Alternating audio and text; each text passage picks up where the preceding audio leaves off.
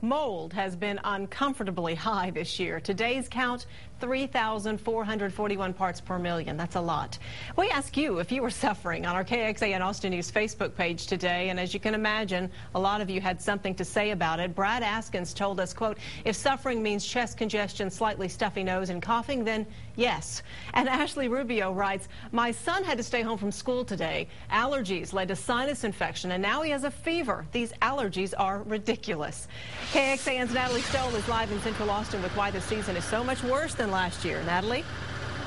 That's right, Leslie. And when I think of mold, I typically think of the green fuzzy kind that grows on bread, but it also grows on plants like these that you could have in your own backyard. And because of this year's rain, it's growing much faster and our allergies are skyrocketing.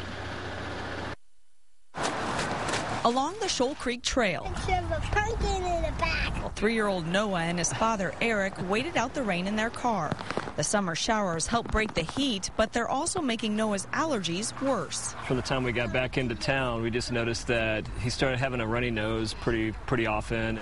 The reason? Mold. And it's a big change from last year. Hot, dry conditions during our record drought held mold spores at bay. This year has been quite a bit wetter, which is a much more favorable condition for growth of molds, and they're pollinating more, and we're seeing quite a bit of mold symptoms in patients this year. Mold thrives in a moist environment, and it grows on just about everything, from your bathroom grout to the grass you run on in the park. Their job in nature is to break all those things down and reintegrate them into the soil. So molds can grow just about anywhere if they have enough moisture. Both molds indoors and outdoors can cause significant mold allergy problems. Dr. Barstow says when allergy symptoms don't improve or lead to reoccurring sinus infections, it's time to make an appointment. Some sufferers, like Mark Webb, seek more advanced treatment, and the allergy shots are working. I didn't notice that the molds were high. I don't even pay attention to the reports anymore. But don't expect the pollen count to drop anytime soon. As long as we're getting warm, wet weather, we're going to see high mold counts, and that's going to continue.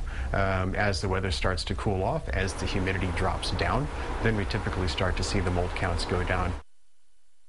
Now, Dr. Barstow says we could start to see some relief in late August or early September. And we always post the pollen count for you every afternoon on our website, KXAN.com. You can find it on the weather page. In Central Austin, Natalie Stoll, KXAN Austin News.